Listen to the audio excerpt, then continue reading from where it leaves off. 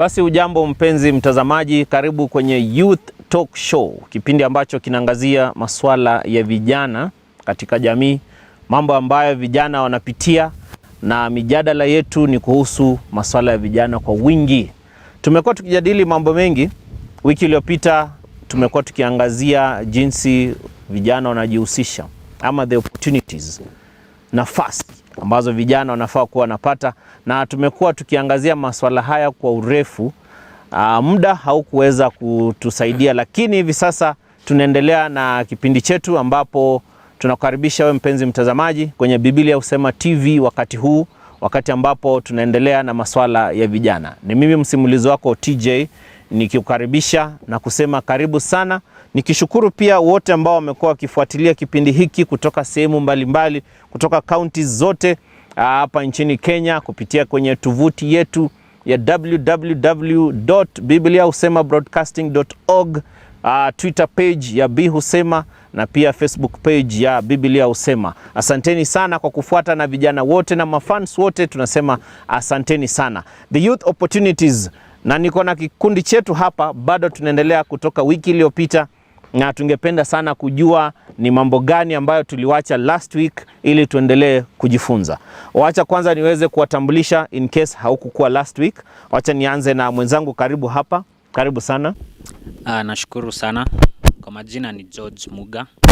I'm the director of SWAT events and tours, and I'm so happy to be here. Thank you. George Muga ni director. We bado unangoja serikali? Hapa tuko na director, kijana director. Alright, karibu sana. Kwa majina naitwa Melanie Teriki, mimi ni mwanafunzi na pia mwanabiashara. Happy to be here. Okay, Melanie, last week alituambia anatengeneza mandazi. I hope this week umetuletea mandazi ya kuonja. Alright. Thank you very much. My name's John Kibe. I'm a student at the same time I serve as a gospel minister. Okay. Thank you so much. So John is a gospel minister, na kuna mengi zaidi ambayo atatuambia anafanya. Asante. Thank you very much. My name is Sami Chitei, pastor also, and I'm very glad to be here. May God bless you. Okay. Pastor Sami always encouraging us, especially the young people ambao mko nyumbani. We have Pastor Sami with us, yes, to tell us that despite being a young person, you can have ministerial work and continue working for the sake of the glory of God. Karibu sana. Yes. Asanti. Kwa majina ni Lexus Cotrix. Mimi ni mwanafunzi, lakini tena pia mimi ni mchungaji. Nashukuru kutumikia Mungu ni kwa ujana wangu. All right. Yeah. And you can see the confidence. Ni mwanafunzi, mark the word, ni mwanafunzi, lakini most important ni mchungaji. And that is how we start off the show. Yeah, imagine the opportunities ambazo tuko nazo. I don't know why we feel that kazi ya uchungaji is for particular people and not you. I don't know why you feel wewe tu you deserve to be an engineer. And did you guys are ever in school? Pastor Sami? Yes. When you were in school at one point ulikuwa unasema you want to be a what? Actually, in fact, while I was in high school, I was elected to be a CU chairman. Yes. And as from there is when I saw that God was actually about to use me. And up to date, God is using me greatly. And actually I joined Bible College some 2 years back ago. Though I went there for my personal acquaintance with God. I never went there so that I may come and open or begin a church. But as from there, it seems like God wants me to serve.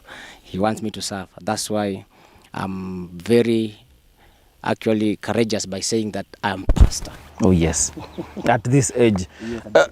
Pastor Cotrix, what did you want to be when you were growing up? Yes, sisi kuna watu ambao tulikuwa tukiwa wadogo hatukukuwa na kitu kingine cha kufanya. Some of us like calling ili manifest tukiwa wadogo. Yes. Mimi by the time I was in class 8, hata niligongwa by the way. Some teachers used to force me, Cotrix, you are very bold. You can do something else. But the inner man, the inner Cotrix is like, bro, Wewe ni pasi. Yeah. So you know, we've received names Yes. since I knew myself in class 8. That's when I started preaching. Nilianza ile ya parade. No, Nyinyi ndio mnasomea watu verses. Yes. And saying briefly the word is saying. Kufika high school form 1. The first day nilichaguliwa na ubiri kwa CU. Okay. Because of my voice. They were like, your voice, wewe ni pasi.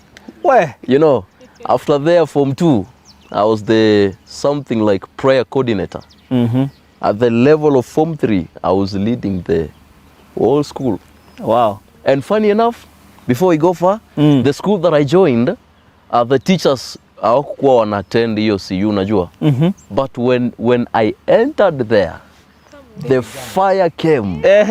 So all the school staffs used to attend. They will always attend there. Just to listen to that voice. You can imagine. Hey, where? So sisi niligrow nikijua I'm a pastor and nothing else. Okay. Wow, this is very, very powerful and very, very encouraging. Well, wakati you're growing up, what have you discovered so far? Apart from eating too much? What? John, when you're growing up, how has been your experience? What have you been thinking ndio ukakuja kurealize saizi? When I was a little child, my dream was to become maybe a doctor. Ikaenda hivyo kipungua but I didn't know ya kwamba nimeitwa sana in ministry, cause even me I do ministry mostly. Actually we were at the same school with Pastor Kodrix, and I was the musician, he was the preacher. So in high school, ama? High school. Yeah, in high school. I'm the father, he's the son. Oh, Sure. yeah. And now here the father is seated with the son. So it has been so great working with this person. We have been tumekuwa sana kwa ministry, yani even now it is like ministry ndo my goal sasa. Yeah. True. Melanie. You wanted to be an air hostess, I know. Yeah, ilikuwa vile ni watch movie. Yeah, air hostess. But for me, I actually wanted to be a lawyer initially when I was in primary hapo. A lawyer, then ni advance kuwa judge, chief justice. My God. Then ikafika high school, I realized I don't like arguing and reading. I like talking. I like just talking. So nika seek God about it. So then it resulted to doing communications PR. Na pia mimi ni minister of the word, by the way. Wewe mbona niweka by the way? So I do my ministry on YouTube and on social media. So mimi niko mtandaoni. So we should follow you on YouTube as Melanie Teriki. Melanie Teriki. Melanie Teriki is on YouTube. She'll tell you a lot. So just open your YouTube. I'm told Safaricom gives free MBs. So when you go to YouTube, you can get Melanie there at Zauchungu. So it's very good sharing. I didn't even know that Melanie really can do that, which is very commendable. And YouTube inafikia watu wengi. So keep subscribing and find out more about what she's telling you. Trust me, she's a student and nawe pia ni student. So you are equal. George, so I'll want to listen to you pia also, how you started and briefly where you are right now as a young person. Karibu sana. Since I grew up like when I was a kid, and I'm from Siaya County, but I'm born and brought up in Eldoret here. Okay. So my grandparents used to be my grandfather used to be a train, do we call them a train drivers or something? Tusema tu train driver. Yeah. Then my mom, my grandma used to be a teacher. So most of my life when I was a young person, I stayed with them a lot, and I got to learn so much from them. They used to be also businessmen. So apart from what they did, they ventured into real estate and also did small businesses, kuuza makaa and stuff, and that's how I got this motivation of wanting to do more in business and stuff. So when I was a kid, I used to sell charcoal back in the days during tukimaliza wiki ikiisha tunaenda weekend mtaani. Tulikuwa tunaenda tunachoma makaa kidogo, tunaenda tunauza kwa the village, hapo tunapata some cash. This cash I used to use kidogo kununua vitu manguo. I used to do a lot for myself. So you really didn't have to ask your parents for these things. Yeah. So nilichoma makaa.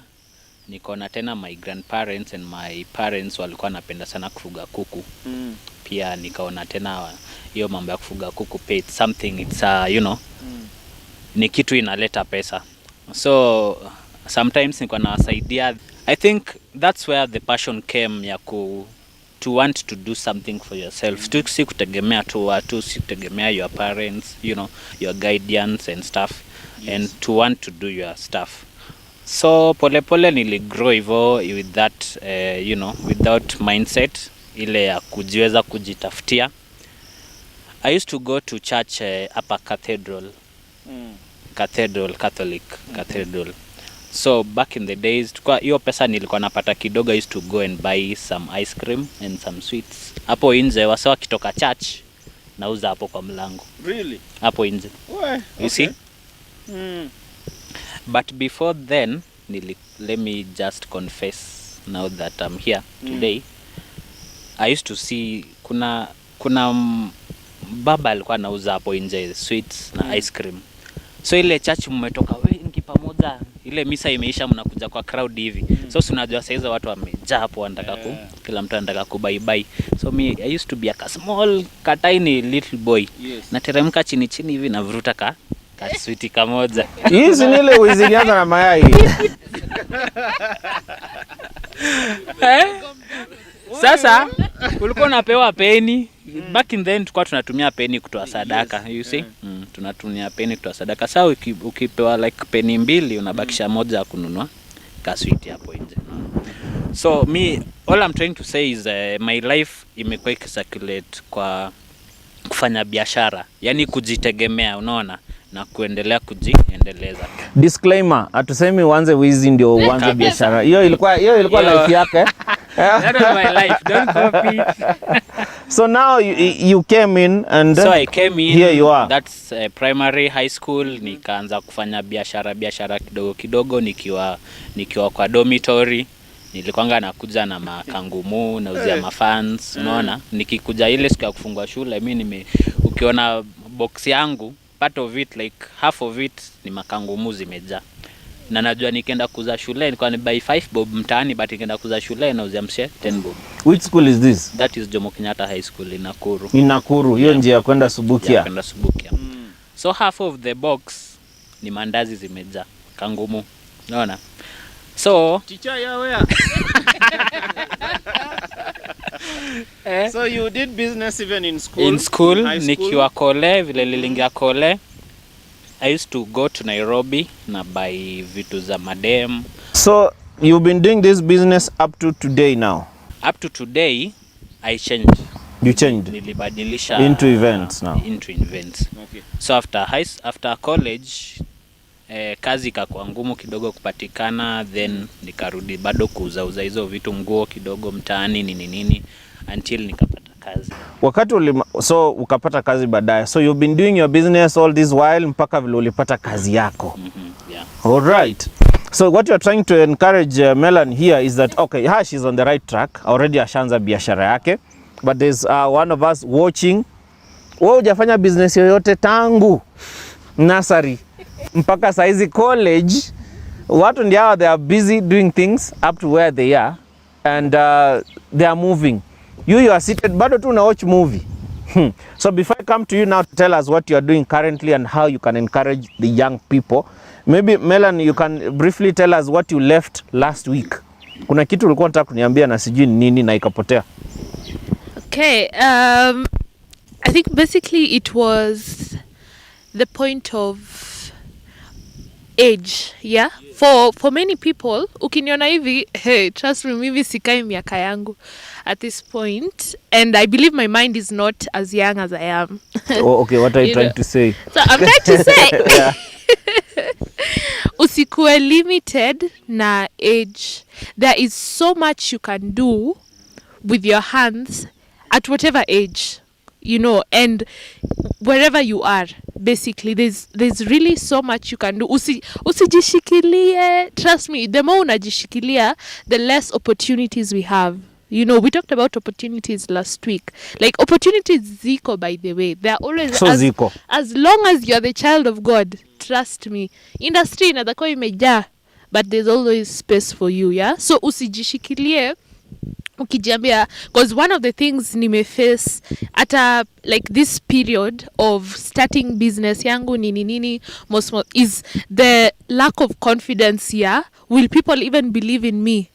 Because in my mind I was like, mtu mwenye amefanya this for like 10 years akona more credibility than mimi mwenye kwanza ni young, then sije socialize na watu wengi sana, cause mimi watu wenye najua ni age yangu tu, you know, and now I'm having to handle mothers first of all, fathers, then wenye wananunulia wajukuu manguo ya watoto, you know, then kuuza mandazi. Because I think that was the most challenging thing nimeifanya so far in my life, because I'm really afraid of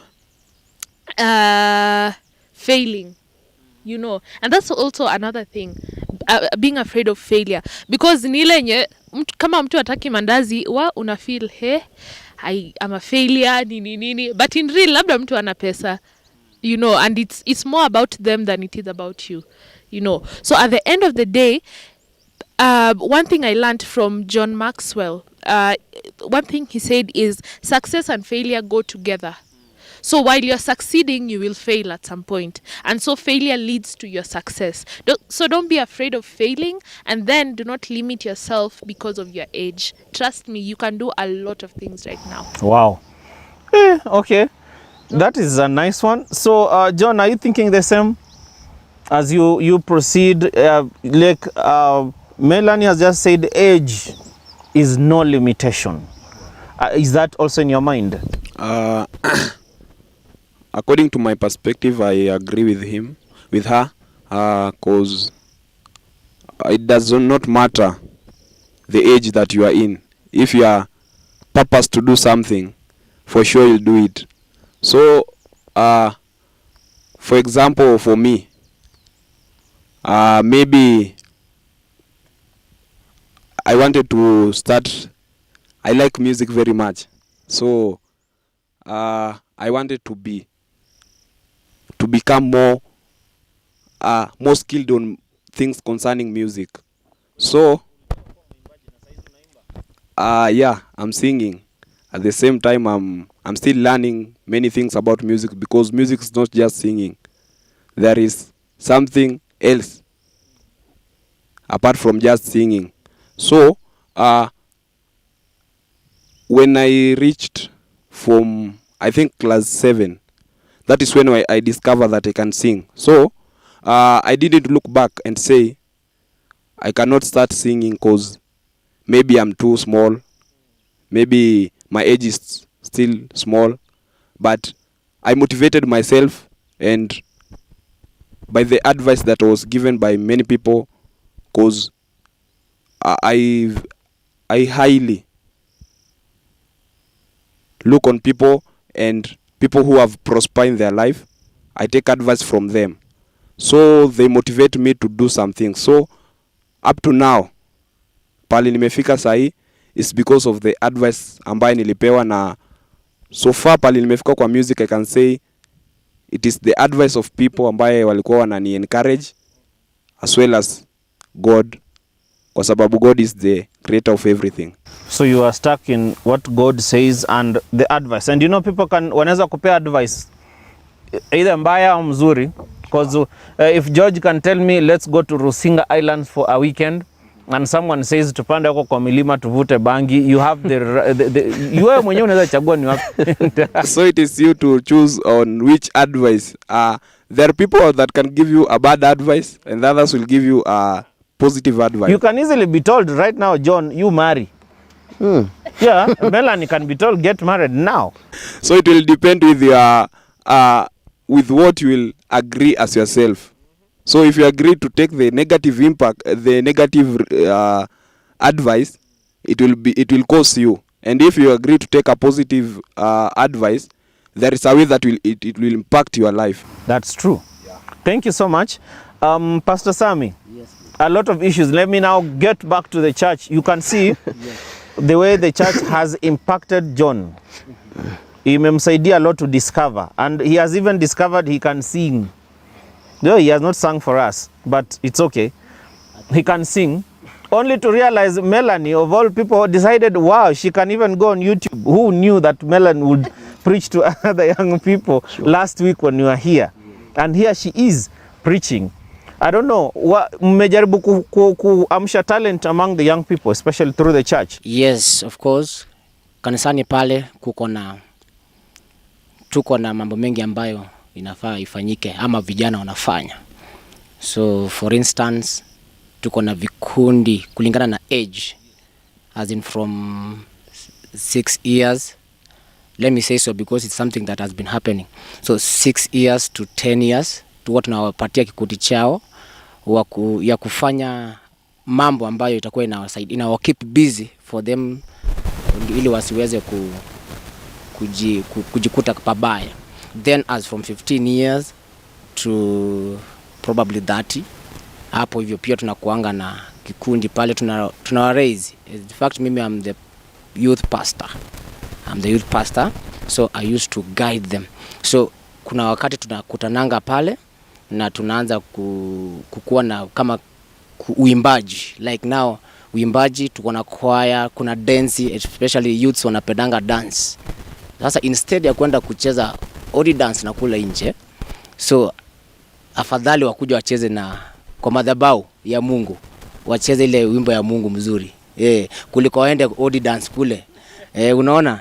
So huwa tunakuanga na wao na tuko na vikundi ambao kwa kweli wamejicommit, but now kwa sababu ya hii pandemic ndio imefanya sasa tuko na challenge kidogo, lakini tunajua kwamba all things will work for good.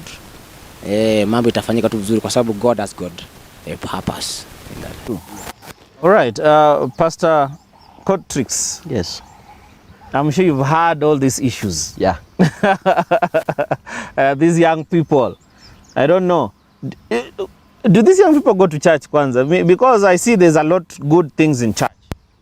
You are told, because as Pastor Sammy says, that those different ages, they are shown different things, taught different things. Because I know in Sunday school when you go to ages, kuna wale wanawekwa particular ages just playing and singing. Sure. And we could sing Father Abraham and the rest. Do they sing nowadays? Anyway, so what's your take? Okay. Wacha nianze hivi. Najua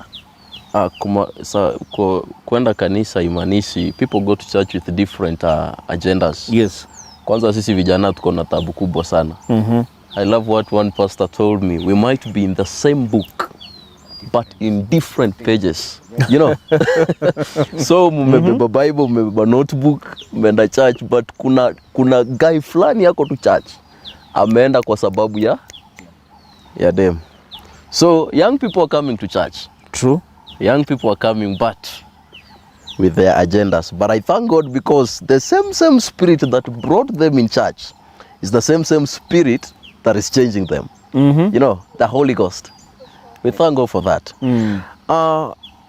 If these opportunities we are talking about kwa sisi vijana, I was thinking, that is my perspective, and I concur with my brothers and sister. Many young people are driven by what I call their past. I usually hear them saying, what motivates me is my past, where I came from. Personally, in Pastor Lexus Cotrix edition 2020, I usually tell myself I'm not motivated by where I came from are motivated by where I am going. Okay. You know, many people are tied in their past. Na kama mentality yako bado iko centered kwa your past, utaishi kufanya vitu yenye ulikuwa ukifanya.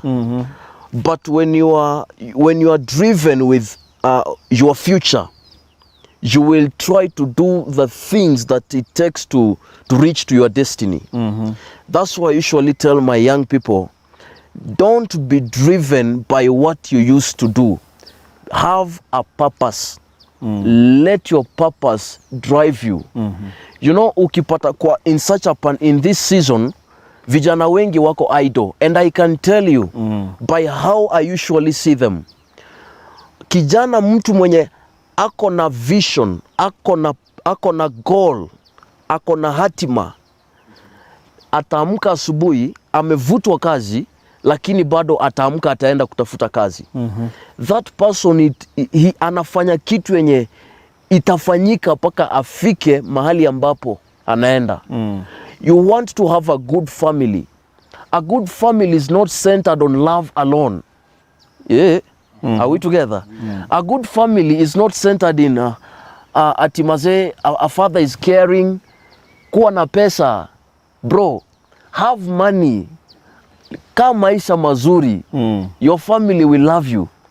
You know? So you are like, I want to have a big house. That's why I usually tell people, enda kwa kazi za mjengo, kazi ya mjengo. Ukutane na kijana mdogo pale, muulize mbona unafanya kazi ya mjengo. Atakwambia I want to achieve my goals. Okay. I want to reach my destiny. I want to drive this car.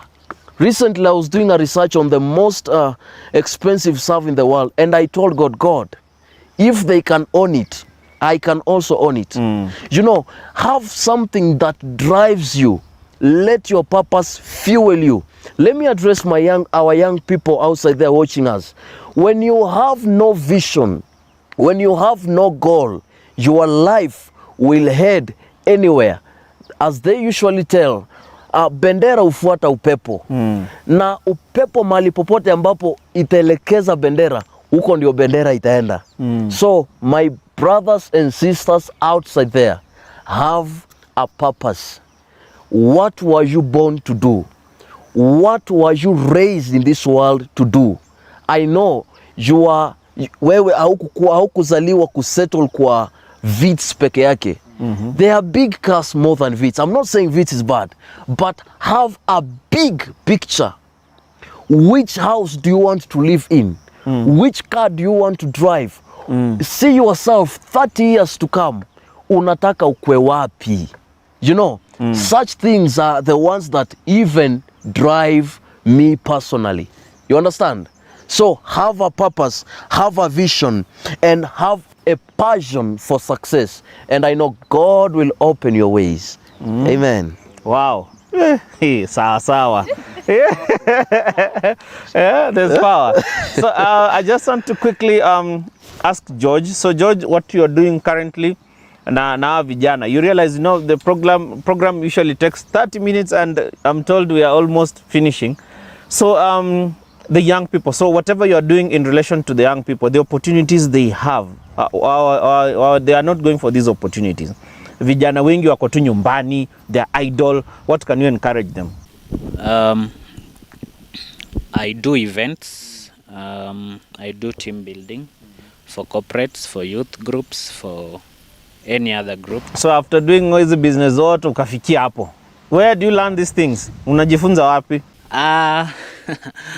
Ama ni YouTube kama Melanie Vladiamua? Not really.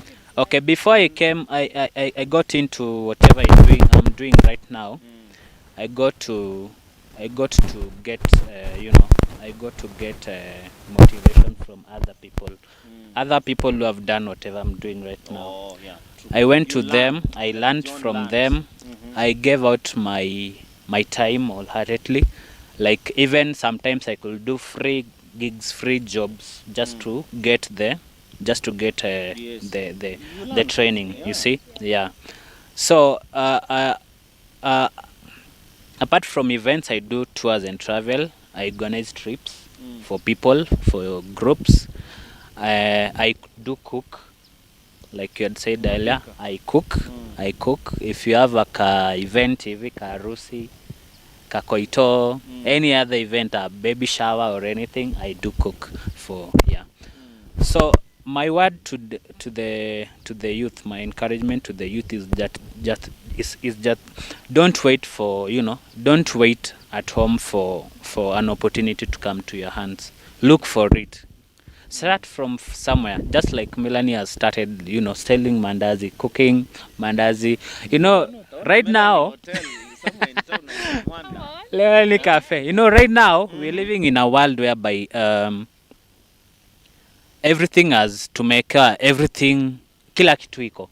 You go to the net, you want to get something, unapata. Ukitaka kupika samosa, unapata. Ukitaka kufanya ni, you just, it's tuko saizi hatuwezi blame tena parents wetu sana, hatuwezi blame sana kwamba hawajatupea life yenye tunafaa tuna deserve, So next trip umepanga ni wapi? These young people, are they going for the trips? Yeah. They go for the trips. Badala ukae nyumbani tafuta pesa kidogo, we go to Masai Mara, we go. Okay, let me tell you, like these trips, it's like a benchmarking thing. It can be a benchmarking for you. Come to me, ujue, how do we organize these events? How do you do all this? How do you get all these people to come to your trip or something? It's a process. It's a process pole pole. So through you na Melanie tunaweza jifunza kupika. Tunaweza jifunza mambo ya events, team building activities na mambo yote. And of course, Pastor Kotrix, where are you based? Well, where can we find you for advice? Wacha tuanze na Facebook. Yes. At Pastor, ukienda Facebook ukiandika Pastor Lexus Kotrix, utanipata kule. We are really sharing messages there. We are encouraging young people. We are giving hope. We are spreading love to the nation of Kenya. Okay. We are doing prophecies to Kenya that Kenya will not perish. Okay. Yeah. Pastor Sami, tukupate wapi, because we need to ask you questions and all that. Yes. Where do we find you? Find me through Facebook. I think I'm only in Facebook. Sami Chitei. Utanipata pale. Kumba mjadanganya. So ni majina exact? Exactly. Okay. Sami Chitei. Unanipata pale. All right. Tunapeana neno vizuri na tunashukuru Mungu. Thank you. John? You can find me on Facebook at John Blessed, but our ministry we do it at Facebook in another account that is Pastor Mike Kinyanjui. Hapo utatupata, we sing there, we encourage each other na mtabarikiwa. Aya, tukitaka mandazi. And of course, ushatuambia on Facebook we'll find Melanie Teriki on YouTube, for Melanie the Teriki. inspirationals. Yes, and Instagram Lagat Teriki, and in Eldoret Classic Baby Shop. Yes, you can also find us on Facebook. You iko located wapi? Iko located on Kenyatta Street, opposite School Depot, on the Eldo Medical Plaza. So that is shop 4. 3, shop 3. Kenyatta Street hiyo iko na Barclay.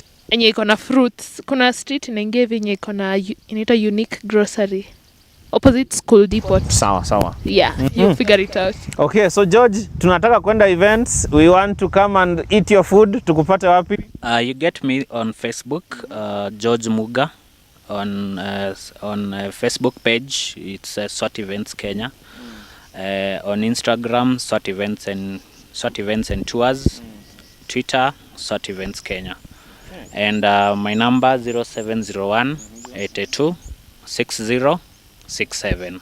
You call me anytime, I got you covered. 0701 826067. If you want to tour the country. If you want to tour the country, we have upcoming trips. We have one for Masai Mara in October. 3 days, 2 nights at only 14,500. Masai Mara si hapa bana George. We have another one for Rusinga in Takawiri Islands in Homa Bay. That's 4,500 that is. Then we have upcoming ones. We have one for Mount Elgon National Park. We have another one for Kisumu. And we have many more. Hizi zote tukifuata kwa SWAT Events Facebook taipata. We'll get everything. Start saving. Hii trip sio kuamka na kuiba mayai na kwenda. Okay, then, thank you. Lastly, I'd like to say that every event that I organize, every opportunity that I get, I usually bring in youths. Yes. So for each and every outside catering or any event that I get, I usually bring at least two youths. That's how I get to support them. I pay them some money for them to also get to learn what I do and also. Badala ya kulipa wewe kuwafunza wewe, it's okay, tunakuja. Thank you so much. Basi mpenzi mtazamaji, ndio tumefika tamati ya kipindi chetu. Of course it has been a hilarious discussion. Nashukuru sana wote kwa kujiunga nasi. Nashukuru sana the whole team here kwa kujiunga nasi, na wewe pia mtazamaji, kila siku ya Ijumaa kuanzia saa 2 tunakushukuru sana. Na of course every Friday tutakuwa tunawaletea different topics, tukiinteract na different platform, watu wa nguvu. And thank you so much and keep it on Biblia Husema TV. Hadi wiki ijayo. Bwana wabariki.